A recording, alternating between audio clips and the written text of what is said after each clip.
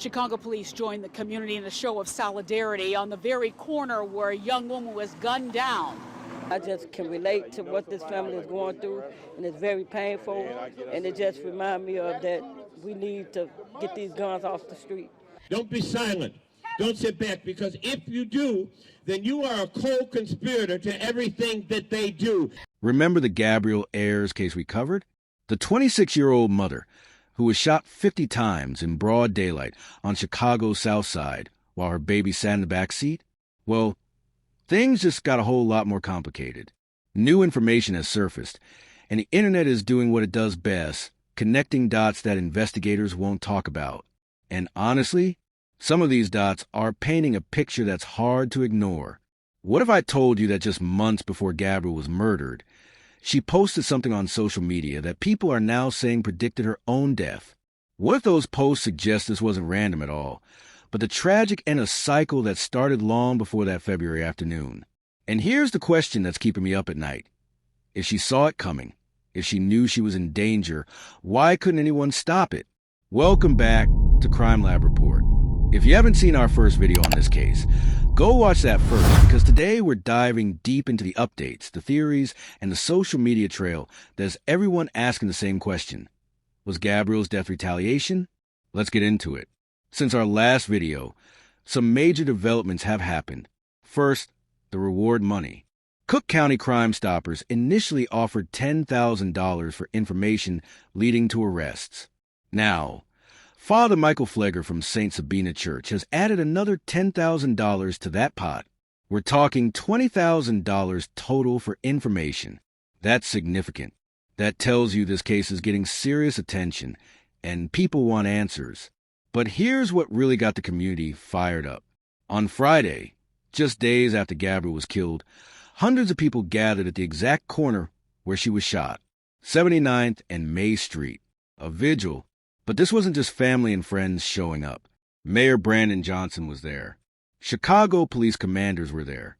This wasn't some quiet memorial. This was a statement. The city is watching. The community is demanding justice. And everybody wants to know why this happened. We also learned more details about the actual attack. 3 masked gunmen. Not one, not two. 3 separate shooters approached the vehicle and opened fire. And here's the part that makes this even more calculated. After they initially shot the car, they ran away briefly, then got into a red Alfa Romeo, came back, and fired even more rounds into the vehicle before finally leaving. Think about that level of commitment. Think about that level of rage. That's not a random attack. That's not mistaken identity. That is personal. The 27-year-old man who was in the car with Gabryel, we now know his name is Devin Draper. He survived. He's in good condition, and you better believe investigators are talking to him. Because if anyone knows what led to this, it's him. He was there. He saw those masked faces. He heard whatever words might have been exchanged. But here's what's frustrating. Despite all this, despite the video evidence showing 3 shooters, despite the red Alfa Romeo getaway car, despite $20,000 on the table, nobody has been arrested. Not one person. Those shooters are still out there, walking around free. But while the official investigation continues at whatever pace it's moving, the internet has been doing its own detective work. And what people found on Gabryel's social media has sparked a completely different conversation.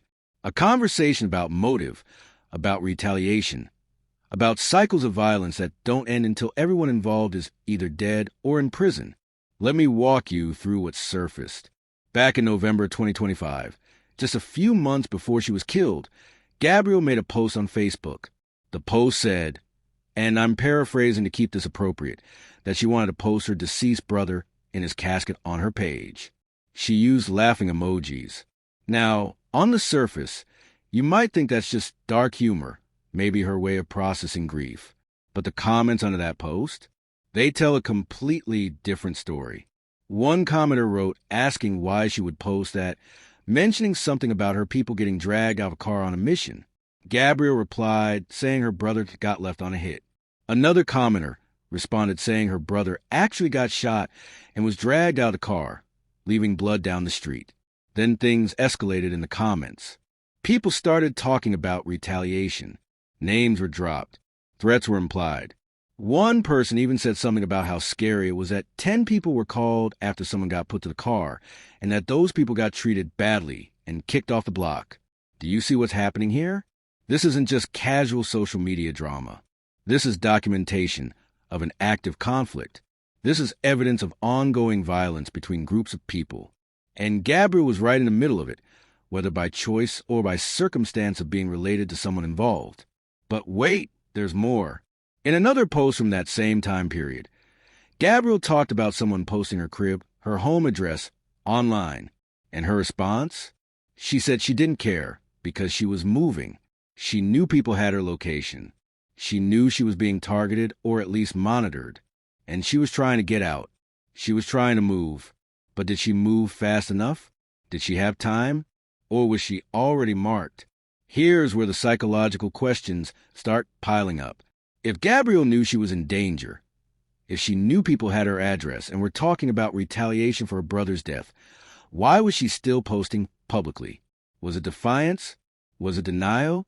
Was it a belief that nothing would actually happen to her? Or was she trapped in a situation where no matter what she did, the outcome was already determined? And let's talk about that brother for a second. We don't know all the details about how he died or what he was involved in. But based on those comments, it sounds like he was killed in some kind of retaliation or hit. He was dragged from a car. He left blood in the street. That's not a clean death. That's a message. And when someone sends a message like that, do they expect a family to just accept it and move on? Or do they expect retaliation? And if they expect retaliation, does that mean Gabryel became a target simply because of her last name? This brings us to one of the most disturbing aspects of street violence that people outside these communities don't always understand. The concept of guilt by association. You don't have to pull a trigger. You don't have to be in a gang. You don't even have to be involved. Sometimes, just being related to the wrong person is enough to get you killed. And if those social media posts are any indication, that might be exactly what happened here. Gabryel's brother was killed. People online were talking about handling it. And then Gabryel ends up shot 50 times with 3 masked gunmen coordinating an attack in broad daylight. Coincidence? Or the tragic conclusion of a cycle that started with her brother's blood on that street? But here's what really gets me. Even if this was retaliation, even if this was about her brother, what did killing Gabryel accomplish? She was a hairstylist. She was a mother. She had a baby in that car. And now that baby grows up without a mother. And for what? Because someone needed to even a score? Because violence demands more violence? At what point does it end? Or does it never end until everyone involved is dead? And let's ask another uncomfortable question. If the people in those comment sections knew there was ongoing conflict, if they knew names were being dropped and threats were being made, did anyone try to stop it? Did anyone reach out to Gabryel and say you need to get offline, you need to disappear, you need to protect yourself? Or did everyone just watch it unfold like it was entertainment until the day she actually got killed and suddenly everybody wants to act shocked? The vigil that happened, the hundreds of people who showed up, the mayor, the police commanders, all of that is beautiful. It shows community. It shows that people care. But where was that energy before she died? Where was that protection before 3 masked men pulled up and fired 50 rounds? I'm not trying to blame the community because I know it's complicated. I know people are scared. I know snitching can get you killed just as fast as being involved. But we have to ask ourselves what we're willing to tolerate and what we're willing to stand up against. Father Michael Flegger, putting up $10,000 of his own money for information, tells me he understands something crucial. This isn't just about one case. This is about breaking a cycle. This is about sending a message that these killings won't be tolerated, that justice will be pursued, that communities won't stay silent out of fear. But will it work? Will that $20,000 be enough to get someone to talk? Or is the code of the streets stronger than the desire for justice? Here's my final question for you, and I really want you to think about this. If you lived in that neighborhood, if you knew something about this case, if you saw those 3 shooters or knew who they were, would you come forward for $20,000? Would you risk your own safety and your family's safety to get justice for someone you might not even know? Because that's the calculation people are making right now. That's the weight sitting on someone's conscience somewhere in Chicago. They know something. Maybe they know everything. But they're deciding if speaking up is worth the risk.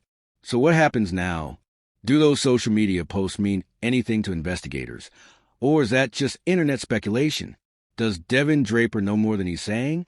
Will those 3 masked gunmen ever face justice? Or will this become another unsolved case in a city trying to move forward from its violent past? Drop your thoughts in the comments. Do you think this was retaliation for a brother? Do you think the social media post proved she knew it was coming? And what would you do if you had information but were scared to come forward? Let's have a real conversation about this, because Gabryel's story isn't just about her anymore. It's about all of us and what we're willing to accept as normal. If this video made you think, hit that like button. Share it. Keep Gabryel's name in the conversation. Subscribe to CrimeLab Report for more updates as this case develops. And remember, justice delayed doesn't have to mean justice denied. Someone knows something. Let's hope they find the courage to speak.